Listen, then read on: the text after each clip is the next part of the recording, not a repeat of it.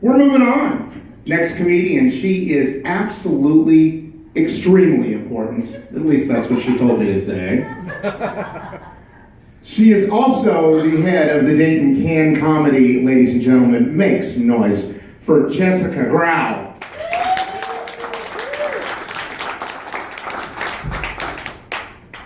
You guys, I had a really bad week at work. Anybody else have a really bad week at work?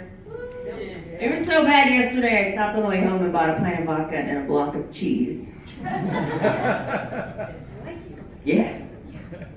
Ate all that cheese. Yeah.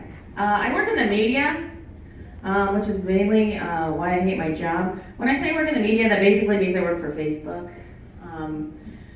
Facebook, I get to check comments all day. That's kind of my job. And I don't know if you know this, but Facebook comments is where logic has gone to die. Okay? People have the internet, and they have a brother's roommate who was a lawyer, and, all of a sudden they think, they don't have to go to college because they can just look stuff up on the internet. And they have degrees in, public safety and medicine, degrees all accredited by the board of Yahoo Comments. Yeah, I also work with a lot of people who went to school for social media, which I don't understand. I mean, you saying you went to school for social media is like me saying I went to school for hacky sack and Marlboro Light. That's just shit I did on the quad.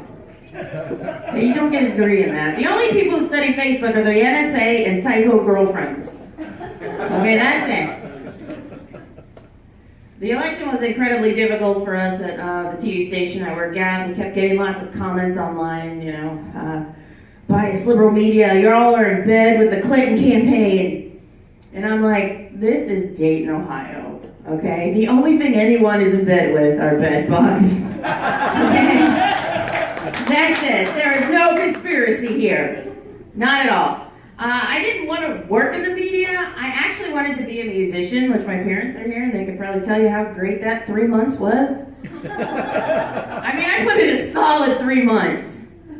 I ended up marrying a musician, though, because, the saying, those who can do, and those who can't just fuck a bunch of musicians in college.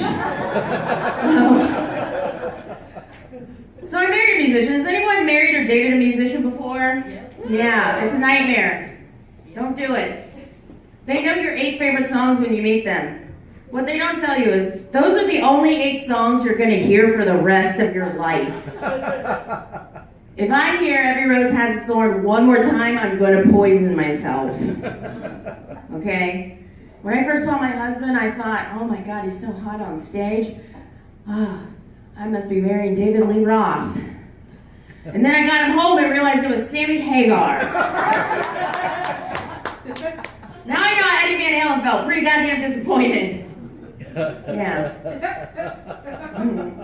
My husband's actually a very good musician. He's also a very good gift giver. I recently had a birthday in May, and he got me a bunch of wine accessories, right? Yeah, that's great because I'm a drunk. So that works out. But I was a little skeptical because the wine toppers looked a lot like butt plugs. And I kind of felt like them too. Because I put them in my butt. Usually I don't have to say that part, but you don't want to know what I did with the aerator, okay? My husband calls me the Great Barrier Queef now. That's he wrote that joke, so give him a round of applause for writing that in the car on the way here. Good job, Chris. Good job. One time he was not good at gifts. He called me. He was like, I got you something. I was like, great, what is it? He said, a scale. Yeah, we got divorced immediately. I keep a set of divorce papers in the desk at all times. No, but I said, why did you buy a scale? Are you selling weed now? Because that would be great, because you'd have a job. And I have a lot of weed to smoke to forget this marriage. Yeah. So, I don't mind being a big girl. I own it. But recently I had to shop for a dress for my sister's wedding.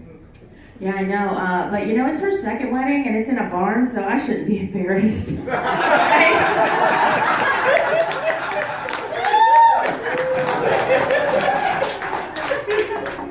I actually used to be a lot heavier. I've actually lost about, 70, 80 pounds. Yeah, so fat. I got like 8 layers on. They don't tell you what happens to your body when you lose weight. Like, I went to the doctor and they're like, Jess, you're great, you don't have diabetes anymore. But your tits, they look like a couple deflated balloon animals. Like, seriously, like, handful of pennies in a sock when I go like this, okay? And my tits are a weapon. That's why when I go to the west side, I walk like this. Nobody fucks with me. Nobody. The last wedding I went to was one on my husband's side of the family. His side of the family is not as cool as mine. Like, for example, once I went to a wedding in Italy for my family. For his family, we went to Fazoli's. It's not the same. But the last wedding we went to was in St. Mary's. Do you guys know where that is? Yeah, it's up north. Yeah, there's a big lake there. I'm pretty sure that's where all the Busch Light in the world is made. Yeah, and if you look at the fish in the lake very closely, you can see that they all have mullets. Little fish mullets. The craziest thing about the wedding was when we got there, everybody had cowboy boots on, even the bride. It was like the good, the bad, and the ugly. And I'm not just talking about the bridesmaids. Okay? Like, I thought Clint Eastwood was going to come out and talk some crazy shit to a chair, but that didn't happen, thankfully. It would have been cool if he brought that monkey, though. That would have been cool. You guys remember that monkey movie from the 70s? Yeah, I remember that. The best part of the wedding, though, was when the bride rode in on a horse. And I was like, oh my God, her hymen. She was wearing all white. I could have ridden wild horses in my wedding. I've been just fine. I could have fallen off. I've been just fine. I'll leave you with this. The last thing about my husband's family that I don't like is their food. Okay, so in your family, you have like the food staples of holidays. Like for me, it's like green bean casserole and ham, right? You guys all know what I'm talking about? My favorite thing though is deviled eggs. Love deviled eggs, right? So I went over to his family's event and they had deviled eggs. I was like, awesome, in my mouth. And I was like, oh my God. But his aunt was looking right at me like, you better like these deviled eggs. You're taking my nephew. So I was like, oh God, this is so good. What's in there? Is there onion in there? Cinnamon? Maybe? Did these fall on the floor? Did someone fart on the recipe?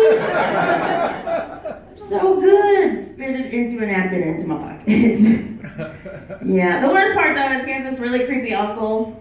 And every time I look up, he's always staring right at me. And I'm like, dude, I blew you once. And now he's in love. He's not my uncle, so I mean. But that's what happens when you're really good at blowjobs. You just, uncles just fall in love with you. All right, I've been Jessica Grau, everybody. Thank you so much.